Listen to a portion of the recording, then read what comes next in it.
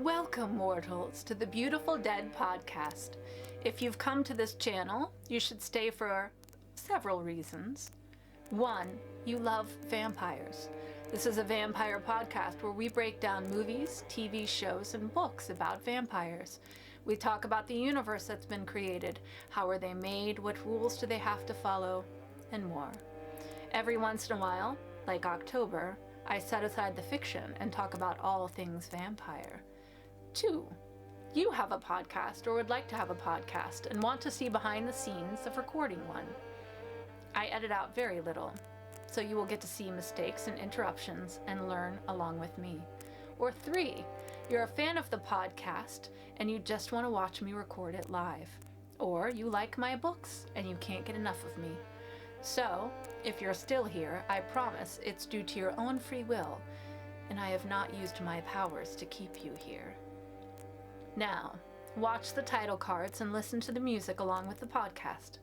I'm gonna go get a bite, and I'll meet you back here, nice and full.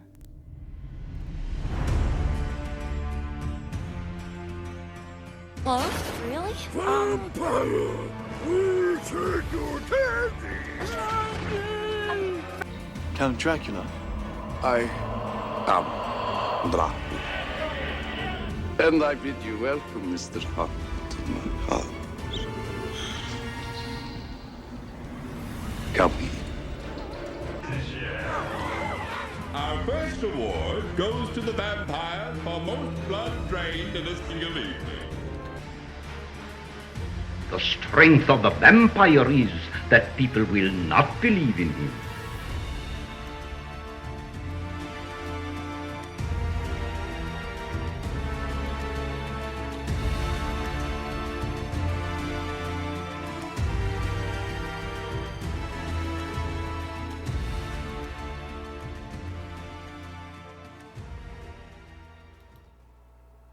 Good evening, my fellow vampire lovers. The sun is going down, and you know what that means. It's time for me to record another episode of my podcast, The Beautiful Dead. As always, I'm your host, Lena Nazari. There's a bunch of ways to reach out to me. Go to lenanazari.com.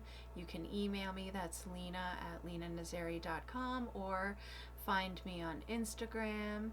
I will post that on the YouTube. You will notice if you're watching YouTube that I have the mic, I am holding the mic, and that is because I just edited the previous episode, and it was, the sound for the poor podcast listeners was just awful. So until the arm gets here, I am going to hold it right here in front of my face so that they do not have to go through that again this week, because it really was bad. And you'll hear doors opening and shutting because hopefully they're done. Let's hope they're done. It is the first episode of March, so we are going to go ahead and read the tarot for this month, which is the Hanged Man upright. So this is what I'm supposed to be focusing on for March.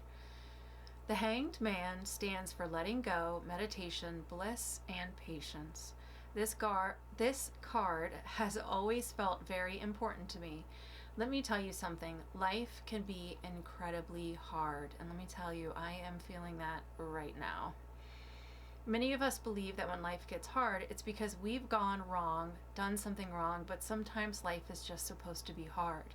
Because being human isn't just about feeling happy, it's about feeling everything. When I look at the Hanged Man, I see someone who's feeling everything. I see someone who is using pain to become. Pain moves us forward and encourages us to take action. It pushes us when we are not happy with what we have or who we are. This is why every great spiritual teacher tells us the same story about pain. Don't avoid it. You need it to push yourself forwards, to keep becoming truer, more beautiful, more passionate versions of yourself over and over again. The Hanged Man encourages you and me alike to focus on attaining a level of spiritual awareness and genuine inner peace. It encourages you to embrace pain and let it propel you forward. It encourages you to meditate, to read, to draw, to travel, to do the thing that makes you feel the most alive. When we find ourselves a sense of inner peace, we achieve the ability to simply be without judgment. Moments like these are awakenings. I needed to hear that because I just got another rejection for an agent. I am working on getting an agent for the books because I cannot keep doing this by myself. I can't keep writing the books, publishing the books, marketing the books, editing. It's a lot. And then of course the podcast, the YouTube channel, the 2 jobs, the 2 kids, the working out. I need help. But I believe in what I'm doing. I believe in these books. I just need for someone to believe in me. So I am going to keep pushing forward. It is a tough time right now. A week after this episode drops, I will be at my happy place, which is the cabin where there is no Wi-Fi, no cell phones, no nothing. So I get to just reset, which I need. And maybe I can use that time to find some inner peace and recharge my battery. But I will tell you, I'm not giving up. You know, Stephanie Meyer got 14 rejections before someone gave Twilight a chance. I don't know how. I know J.K. Rowling got a bunch. I'm sure other people have gotten rejections. So I am just going to keep pushing forward. But it is a hard time right now. I've been very transparent about that. So yeah, I just need to keep feeling that and pushing forward and using it to motivate me to not give up. I do believe that 2024 is the year where everything kind of breaks open for me. I've spent a lot of time building, and now it's time to use that building to rise up.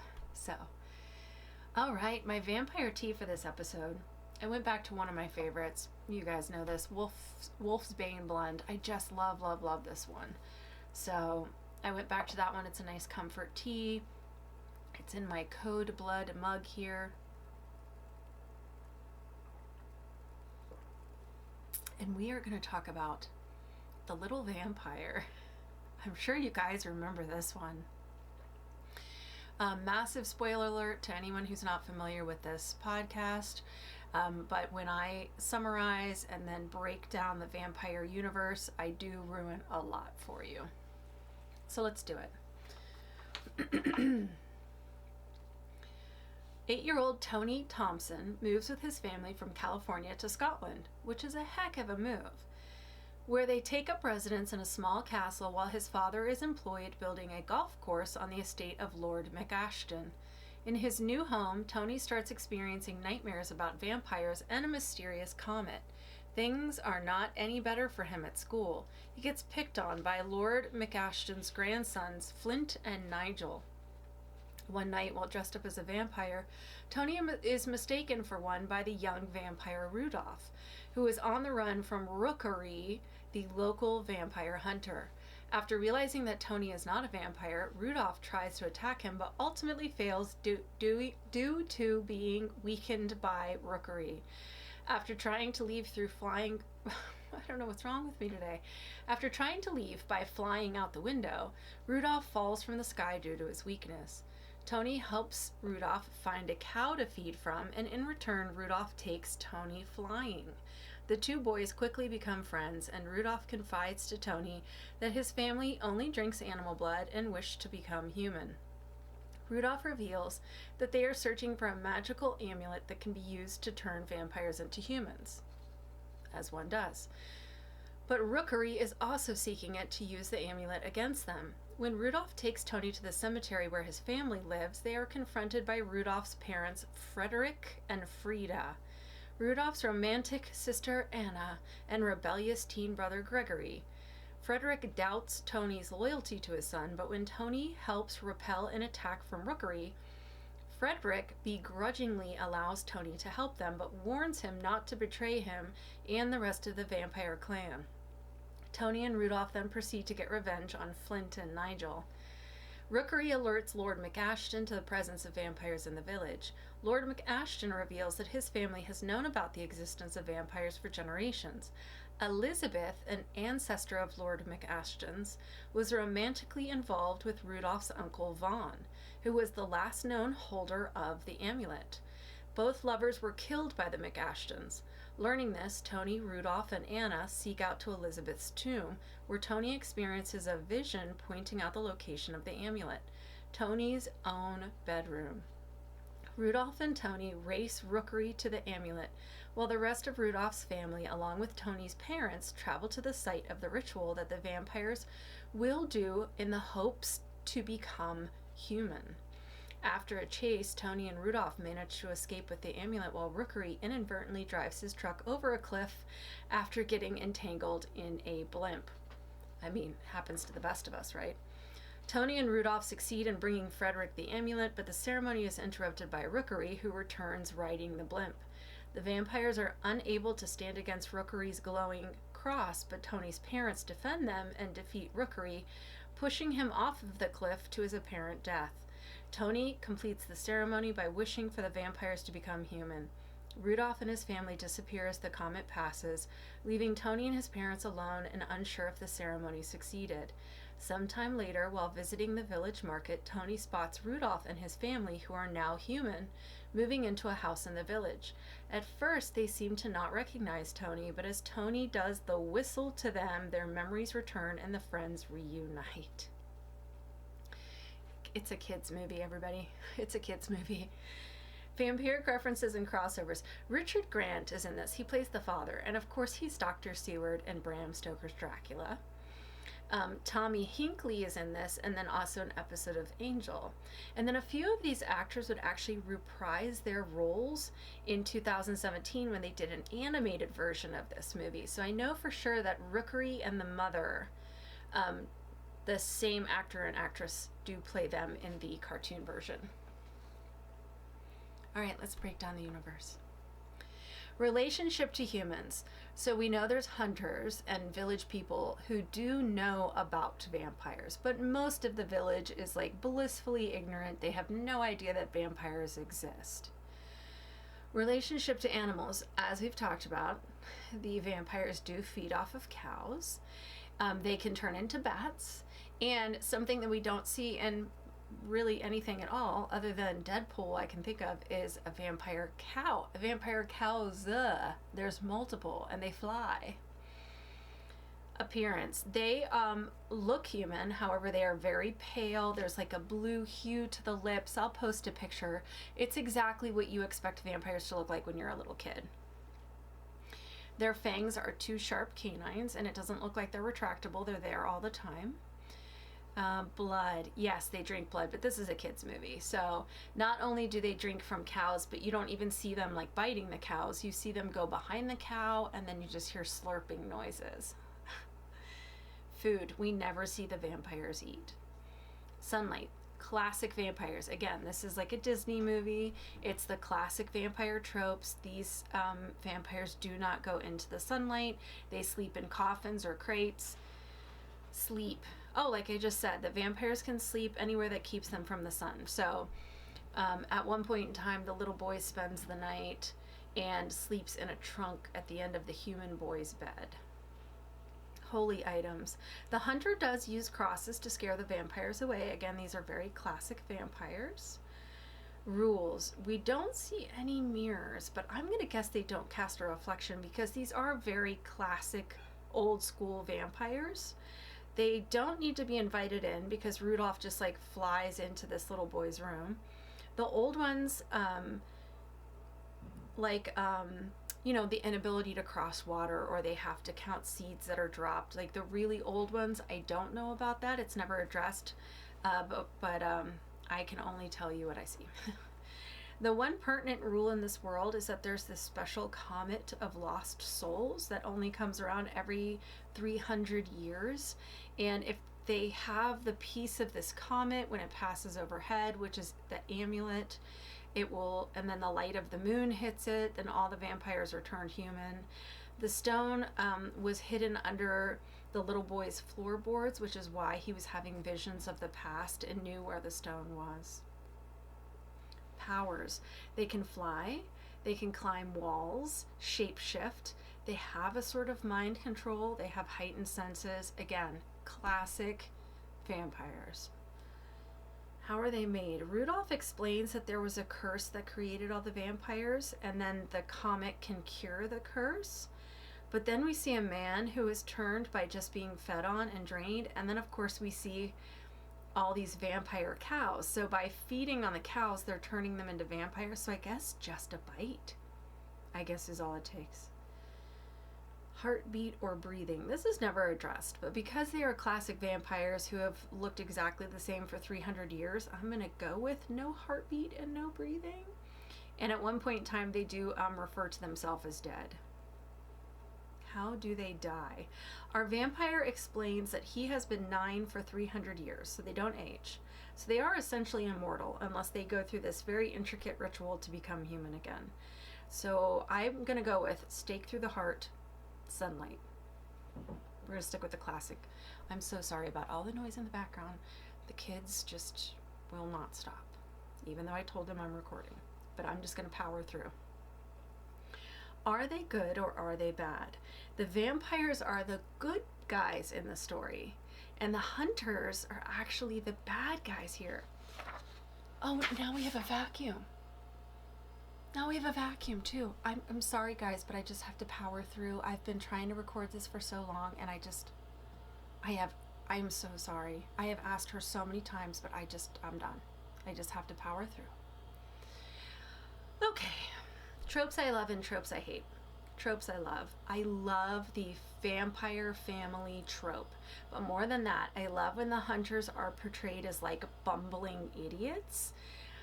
They're bested by booby traps and outsmarted by kids. So think of like the robbers from Home Alone. And that's what the vampire hunters are in this. And I just love that trope. Tropes I hate. There it is, hissing. We haven't seen that one in a while. But yeah, the classic vampire exposes their fangs and hisses trope. It's not like the best, but it is a little kids movie, so I understand. So I'm not too mad at it.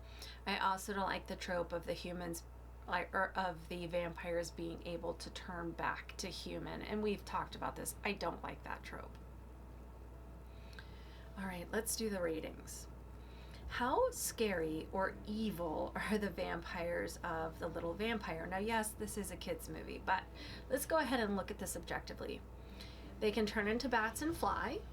They have mind control power. They're able to create new vampires pretty easily because it's just a bite. They are bound by the sun, and they do have hunters that are after them at all times, so they're having to like hide out under a cemetery. But they are the good guys, so it's not like they're wiping out villages or anything. If they wanted to, they could be some pretty solid vampires.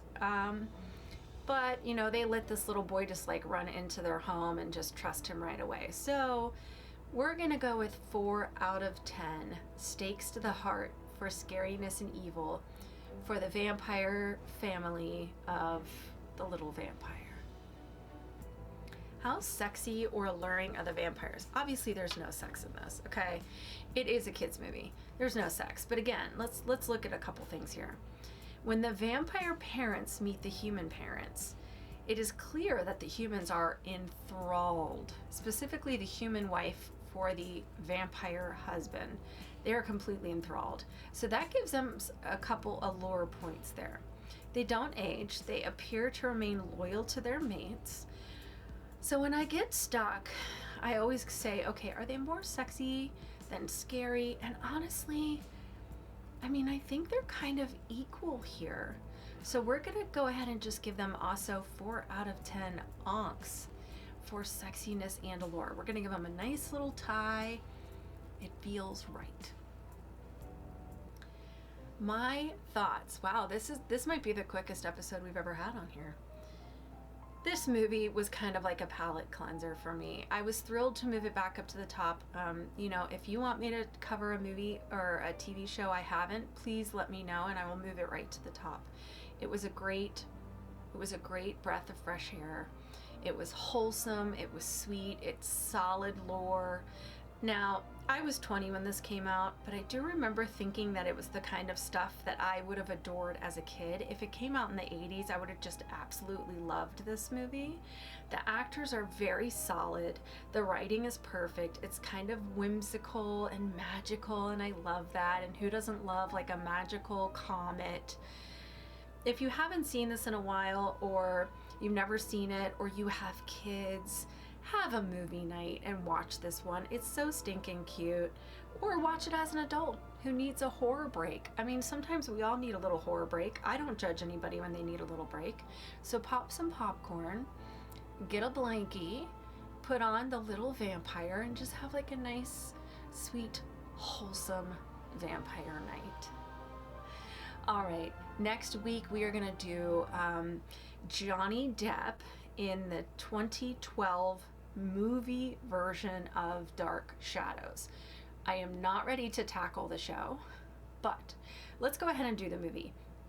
At the time of this recording, it was on Netflix, and you can pay like $3 if you want to get it on Prime, if you're anti-Netflix, which is fine. But we're gonna do Dark Shadows. I've already watched it. I've already written out my script to record. This time I watched it with my 16-year-old daughter, so it was like kind of fun to introduce her to it and tell her about the show that it came from. So if you're one of those people that likes to watch it before I review it, Dark Shadows 2019, Tim Burton. Is that right? Was it Tim Burton? Am I gonna look stupid? Anywho, Dark Shadows. Go watch it. Come back here in a week. When that next episode drops, I will be in the cabin.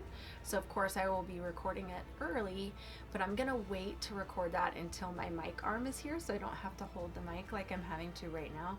But I hope this helps you podcast listeners that the sound was better, because I love you and I don't want you to suffer, and I appreciate you coming week after week, especially like you solid people that are here. I cannot thank you enough. So I wish you wicked hugs and bloody kisses. Good evening.